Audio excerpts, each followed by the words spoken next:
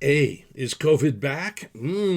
Well, there are a few states that we're starting to see a resumption of COVID cases, particularly places like Texas and Arizona. So, is this going to be the reason for the next bear leg? Well, certainly it weighed on the market in the last week, no question about that. Even though the economic news was generally very good, except for Jumpin' Jerome Powell saying that he thought that the economy was going to remain weak forever and ever as far as the eye can see. Well, what can we do? Well, I'll tell you what we can do. We can worry about Wall Street winners. Welcome, everybody, to the June 15th edition of Wall Street Winners. Let's dive right in. Oh, my God, this is so fantastic. All right. So we saw this resumption of COVID fear.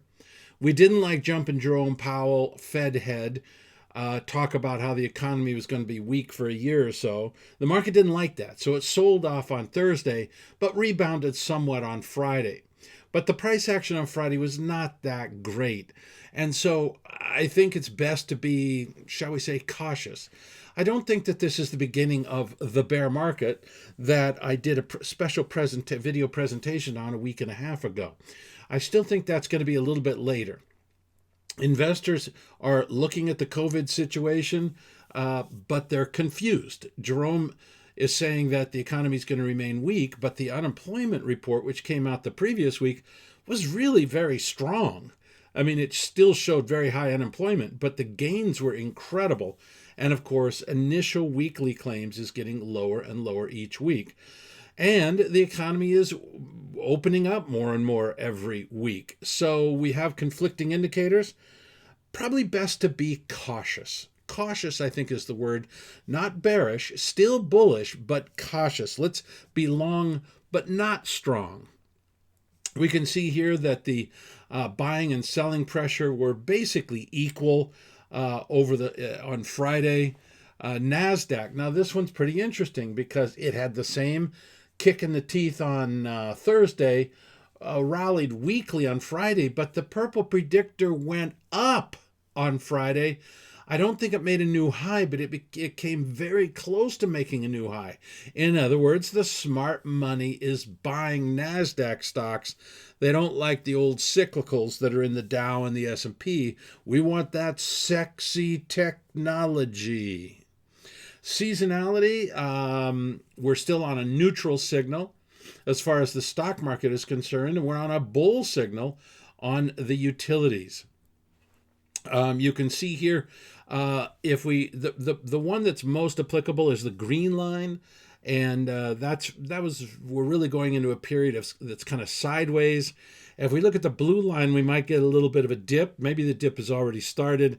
At this point, I'm not using the red line, but it's obviously the most bearish of the three. The yield curve popped up and then came right back down. It looks like the Fed might even be targeting 50 basis points. The fact that it's been so stable, you look at that and you go like, really? Okay. All right, asset allocation. After exploding over the previous month, it took a sharp dive. We saw that bonds became the favorite thing. Now, I look at this and I say, well, so what does this tell us about the psychology of the market? It tells us that with the slightest bit of bear news, they bail out of stocks and they jump into bonds. In other words, this is a market which is very, very nervous. Every little bad thing, that's it. We got to dive into bonds, got to get out of stocks. So it's a skitterish market. Once again, a good reason to be cautious right now. This is not an environment to be aggressive, either long or short, but better to be long because it's still a bull market, don't you know?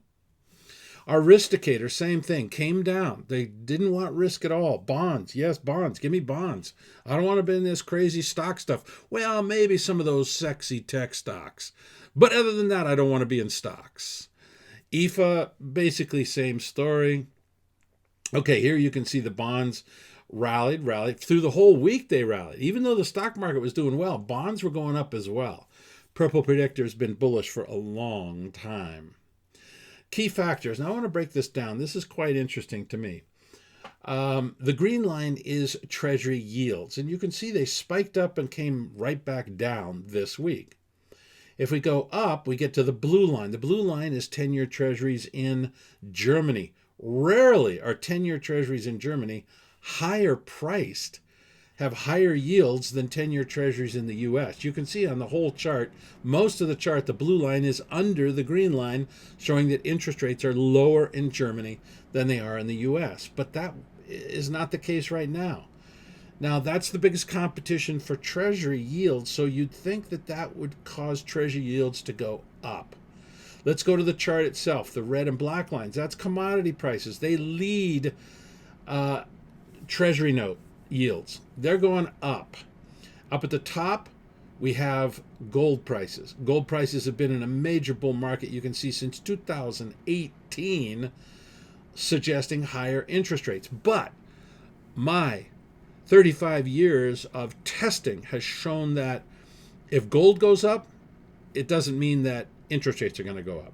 If the CRB is going up, that doesn't mean that interest rates are going up. But if they're both going up, 6 months later, bond yields will start to rise. Now, we don't have that situation. Is the last week of rally in the commodity prices, do we count that as a bull market? Not yet. But remember, it's a leading indicator of bond prices. This is why you're watching this video, is because you get to see things that other people do not see, because they do not know them, because they are callow youth. So when we see both a bull market in bonds and a bull market in gold, 6 months later, you will see a big increase in treasury note yields. We don't see that yet. All right, the dollar gained a little bit of a bid late in the week. Gold, really, that's turned into this long trading range going back to the beginning of April. I think the fundamentals remain bullish, and I want to be long. I was doing my analysis for this week's fully paid up members, and I've got 6 precious metal stocks that I want to buy. I don't own any of them, but I've got them on my watch list, and as soon as I get the technical signal to buy them, I will buy them. But the fundamentals are fantastic.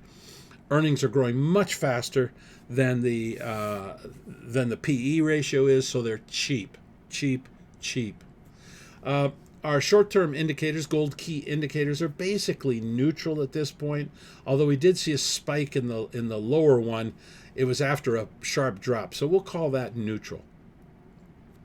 Crude oil got up into the gap that I told you about and has started to come down. I think we're going to just stay in a sideways trading range for now. And finally, Bitcoin, it got that bear trap we talked about last week and is starting to kind of just be in a choppy sideways pattern. Look at the purple predictor. Purple predictor is degrading, showing that the smart money is taking profits up here in Bitcoin. So it's still, I think at this point I'm happy not doing anything in Bitcoin, but that purple predictor is telling me a big story that the break out of this range, we had the bull trap a couple of weeks ago. There's a greater than 50% chance we're going to break down. Okay, freebies. Love having you here. Fully paid up members. Hang on just one second.